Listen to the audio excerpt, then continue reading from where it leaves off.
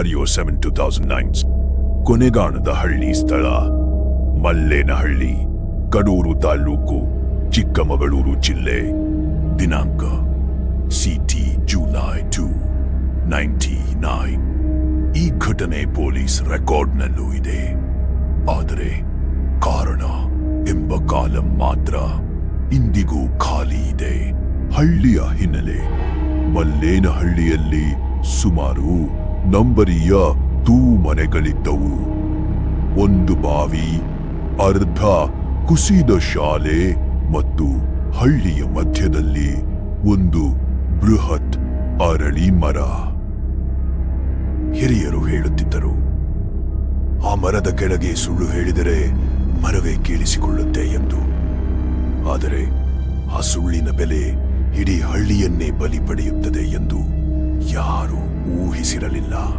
ಗಂಗಮ್ಮ ವಯಸ್ಸು 40 ಡೆವಲಪ್.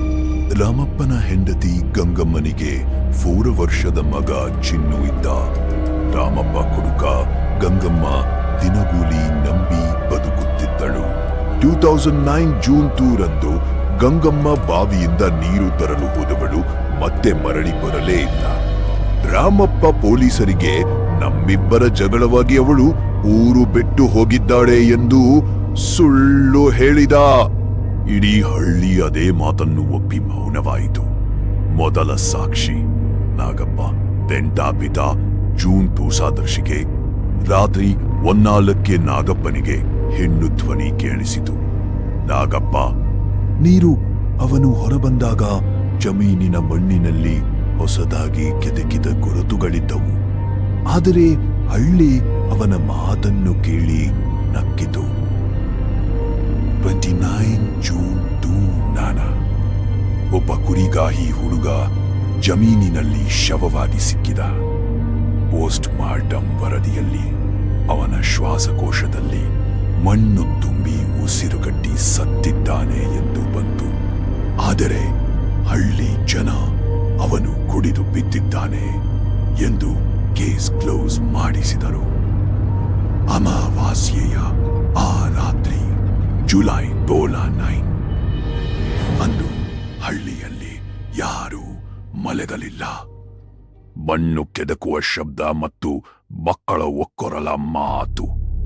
ಅಮ್ಮ, ನೆಲ ನಮ್ಮನ್ನು ಕರೆಯುತ್ತಿದೆ. ಪೂಜಾರಿ ಶಿವಲಿಂಗಯ್ಯ ಜಮೀನಿಗೆ ಬಂದ ಕ್ಷಣವೇ ಹೇಳಿದ, ಇಲ್ಲಿ ಹೂತಿರುವುದು ಆತ್ಮವಲ್ಲ, ಇಲ್ಲಿ ಹೂತಿರುವುದು ಒಂದು ಮಹಾ ಅಪರಾಧ.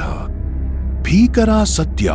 4.8 ಅಡಿ ಆಳದಲ್ಲಿ ಗಂಗಮ್ಮನ ಶವ ಸಿಕ್ಕಿತು. ಕೈಗಳನ್ನು ಹಿಂದೆ ಕಟ್ಟಲಾಗಿತ್ತು, ಬಾಯಲ್ಲಿ ಮಣ್ಣು ತುಂಬಿತ್ತು.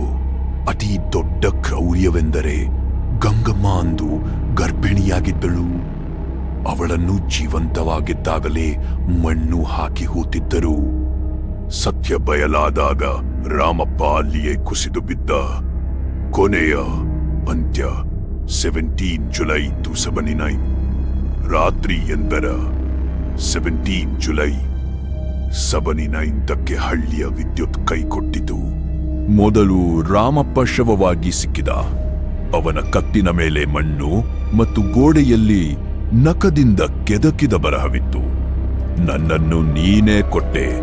ಅದೇ ರಾತ್ರಿ ಒಬ್ಬ ಜಮೀನ್ದಾರ, ಒಬ್ಬ ಮಧ್ಯವಯಸ್ಕ ಮತ್ತು ಒಬ್ಬ ಯುವಕ ಬೇರೆ ಬೇರೆ ಕಡೆ ಸತ್ತ ಸ್ಥಿತಿ ಅಲ್ಲಿ ಸಿಕ್ಕಿದ್ರು. ಎಲ್ಲರ ಬಾಯಲ್ಲೂ ಮಣ್ಣು ತುಂಬಿತ್ತು. ಕಣ್ಣುಗಳು ಬದುಕಿನ ಆಸೆಯಲ್ಲೇ ತೆರೆದಿದ್ದವು. ಪೊಲೀಸ್ ವರದಿ 18 ಜುಲೈ 2009.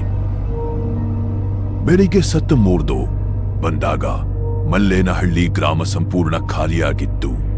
ಯಾವುದೇ ಜೀವದ ಗುರುತು ಇರಲಿಲ್ಲ. ಕೇವಲ ಹಳ್ಳಿಯ ಮಧ್ಯದ ಅರಳಿ ಮರ ಮಾತ್ರ ಮೂಕ ಸಾಕ್ಷಿಯಾಗಿ ನಿಂತಿತ್ತು. ಆ ಜಾಗಕ್ಕೆ ಹೋಗುವ ರಸ್ತೆ ಈಗ ಮ್ಯಾಪ್ನಲ್ಲಿಲ್ಲ. ರಾತ್ರಿ ಅಲ್ಲಿ ಹೋದವರು ಹೇಳುತ್ತಾರೆ, ನೆಲ ಇನ್ನೂ ಬಿಸಿಯಾಗಿದೆ, ಮಣ್ಣು ಉಸಿರಾಡುತ್ತಿರುವಂತೆ ಭಾಸವಾಗುತ್ತದೆ ಮತ್ತು ಗಾಳಿಯಲ್ಲಿ ಇಂದಿಗೂ ಆ ದನಿ ಕೇಳಿಸುತ್ತದೆ.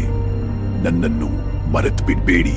ಪೊಲೀಸ್ ನೋಟು: ಕೆಲವು ಪ್ರಕರಣಗಳು ಕ್ಲೋಸ್ ಆಗಲ್ಲ, ಅವು ನೆಲದೊಳಗೆ ಸದಾ ಜೀವಂತವಾಗಿ ಉಳಿಯುತ್ತವೆ.